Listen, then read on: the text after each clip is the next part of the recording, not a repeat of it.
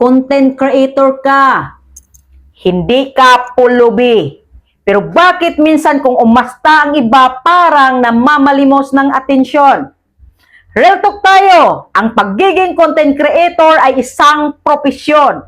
May skill, may strategy, may responsibility. Hindi ito pagmamakaawa ng likes. Hindi ito paghabol ng awa. Hindi ito paghingi ng validation.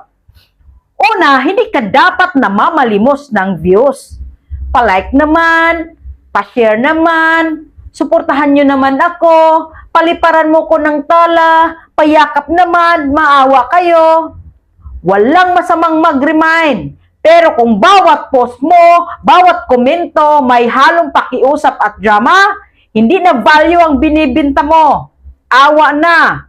Ang content na may kalidad, hindi kailangang mamalimos. Kapag may impact ang mensahe mo, natural na may susuporta.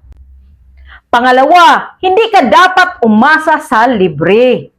May ibang creators gusto agad bayad, pero wala pang proof o value, wala pang portfolio, wala pang consistency. Tapos kapag hindi nabigyan ng sponsorship, magpo-post ng parinig.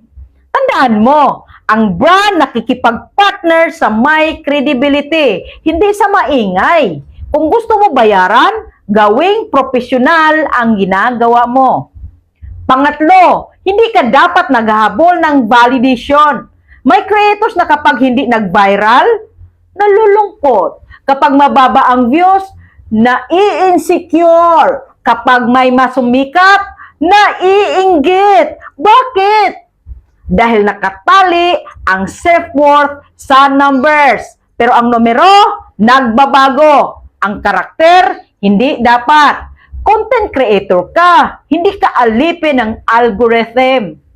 Pang-apat, may dignidad ang tunay na creator. Ang pulubi, naghihintay ng ibibigay. Ang creator, gumagawa ng maibibigay. Malaking difference kapag ang mindset mo ay, anong makukuha ko? Magiging dependent ka sa audience. Pero kapag ang mindset mo ay, anong maibibigay ko? Magiging asset ka sa industriya. Panglima, huwag ibaba ang sarili para sa engagement.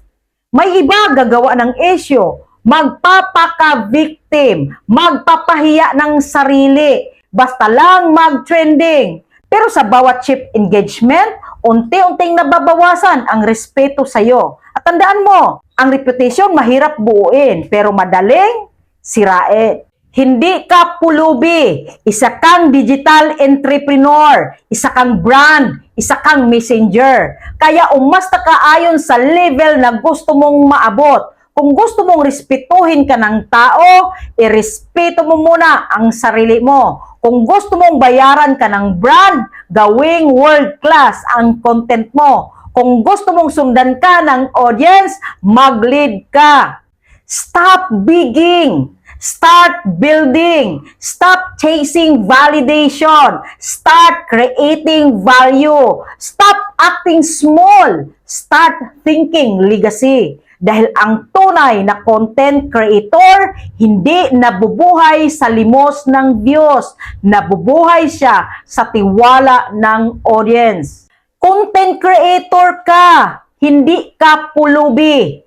May talento ka, may boses ka, may kakayahan ka. Kaya itaas mo ang standard mo. Mag-create ka na may dignidad. Mag-market ka na may integridad. Mag-grow ka na may prinsipyo. Dahil sa industriyang ito, ang mananatili, hindi ang pinakamaingay, kundi ang may pinakamatatag na karakter. At kapag naiintindihan mo yan, hindi ka na manghihingi ng atensyon. Ikaw na ang hahanapin. Natulungan ba kita? Paki-like, follow, and share.